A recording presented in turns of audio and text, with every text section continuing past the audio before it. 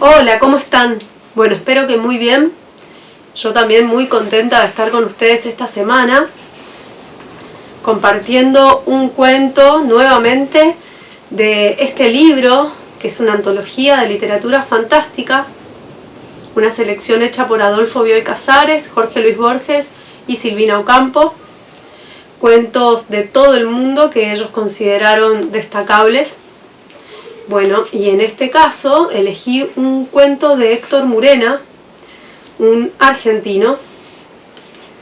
Este cuento es de la década del 50 y se llama El gato.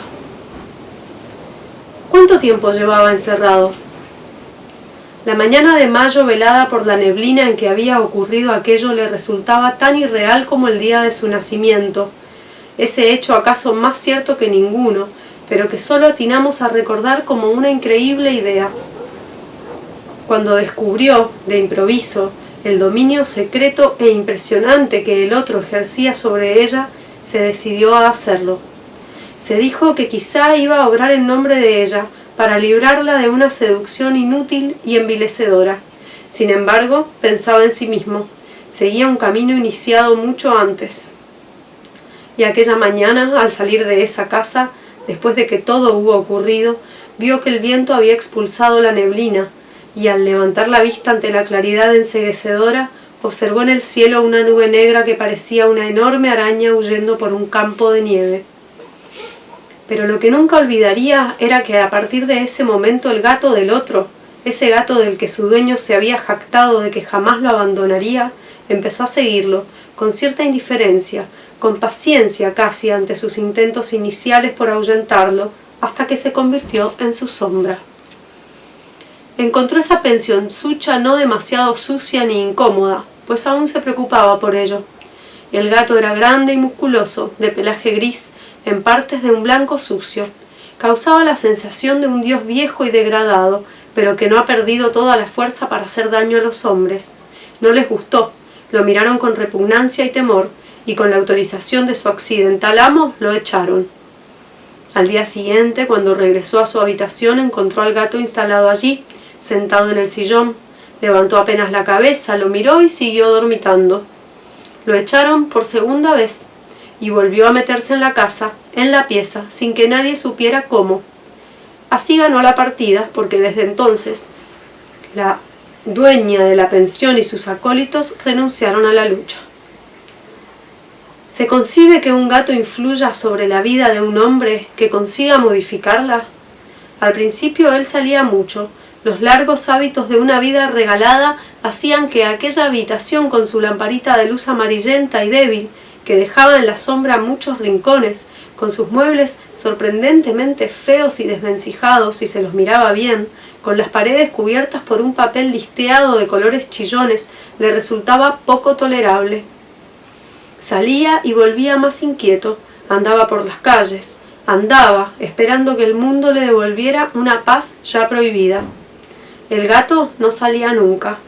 Una tarde que él estaba apurado por cambiarse y presenció desde la puerta cómo limpiaba la habitación la sirvienta, comprobó que ni siquiera en ese momento dejaba la pieza.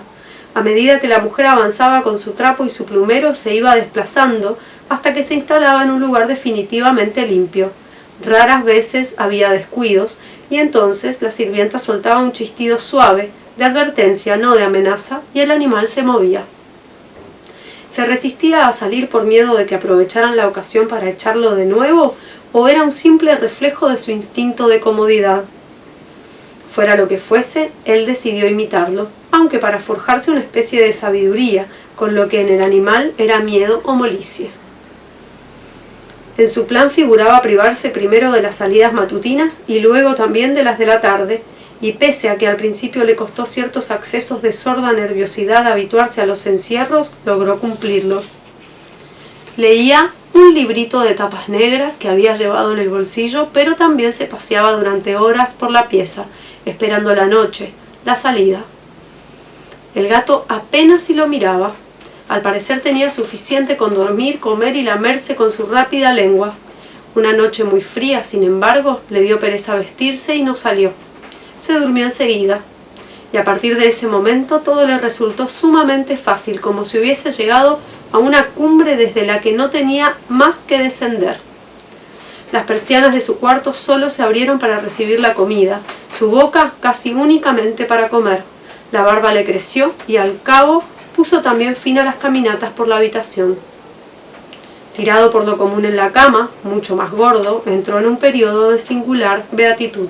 Tenía la vista casi siempre fija en las polvorientas rosetas de yeso que ornaban el cielo raso, pero no las distinguía porque su necesidad de ver quedaba satisfecha con los cotidianos 10 minutos de observación de las tapas del libro.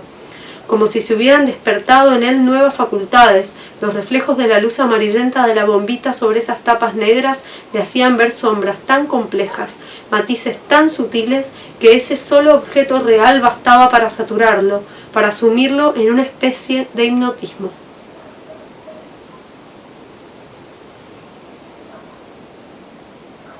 También su olfato debía haber crecido, pues los más leves olores se levantaban como grandes fantasmas y lo envolvían.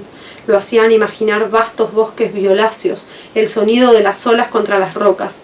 Sin saber por qué comenzó a poder contemplar agradables imágenes. La luz de la lamparita, eternamente encendida, menguaba hasta desvanecerse, y flotando en los aires aparecían mujeres cubiertas por largas vestimentas, de rostro color sangre o verde pálido, caballos de piel intensamente celeste. El gato, entre tanto, seguía tranquilo en su sillón. Un día oyó frente a su puerta voces de mujeres. Aunque se esforzó no pudo entender qué decían, pero los tonos le bastaron. Fue como si tuviera una enorme barriga fofa y le clavaran en ella un palo, y sintiera el estímulo, pero tan remoto, pese a ser sumamente intenso, que comprendiese que iba a tardar muchas horas antes de poder reaccionar. Porque una de las voces correspondía a la dueña de la pensión, pero la otra era la de ella, que finalmente debía haberlo descubierto. Se sentó en la cama. Deseaba hacer algo y no podía. Observó al gato. También él se había incorporado y miraba hacia la persiana, pero estaba muy sereno. Eso aumentó su sensación de impotencia. Le latía el cuerpo entero y las voces no paraban. Quería hacer algo. De pronto sintió en la cabeza una tensión tal que parecía que cuando cesara él iba a deshacerse, a disolverse. Entonces abrió la boca, permaneció un instante sin saber qué buscaba con ese movimiento y al fin maulló, agudamente, con infinita desesperación, maulló. Bueno, espero que hayan disfrutado de este cuento. A mí me encantó. Y nos vemos muy pronto. Chao.